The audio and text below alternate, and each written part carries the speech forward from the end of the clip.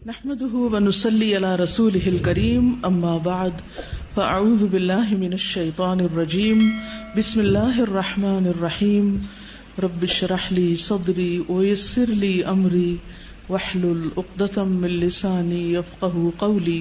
عام طور پر ہم سب کا یہ مشاہدہ ہے کہ ہر شخص کسی نہ کسی غم، دکھ یا مسئلے کا شکار رہتا ہے۔ ان مسائل کا حل کیا ہے؟ اگر قرآن و سنت کا مطالعہ کیا جائے تو ہمیں ان مسائل کے بہت سے حل بھی ملتے ہیں۔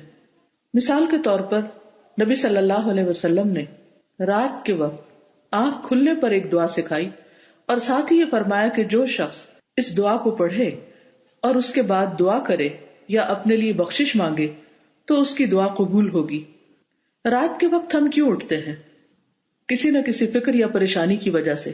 رات کو انسان جب سائڈ بدلتا ہے تو بعض اوقات آنکھ کھل جاتی ہے یا کبھی برا خواب دیکھنے پر آنکھ کھل جاتی ہے۔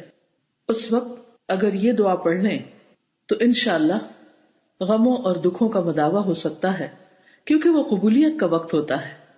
یہ دعا آپ میں سے بہت سے لوگوں کو آتی بھی ہوگی، صرف ضرورت اس بات کی ہے کہ اس کو پڑھنے کی عادت ڈال لی جائے۔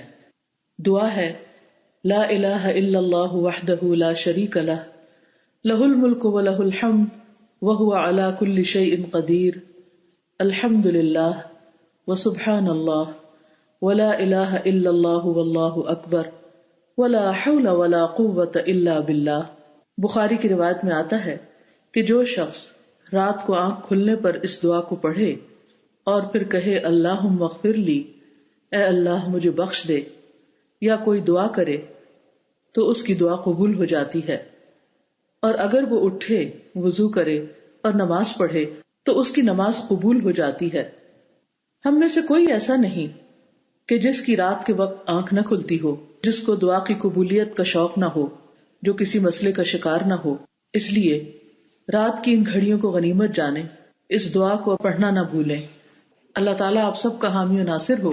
سبحانک اللہم و بحمدک اشہد ان لا الہ الا انت استغفرک و اتوب الیک۔ السلام علیکم و رحمۃ اللہ وبرکاتہ۔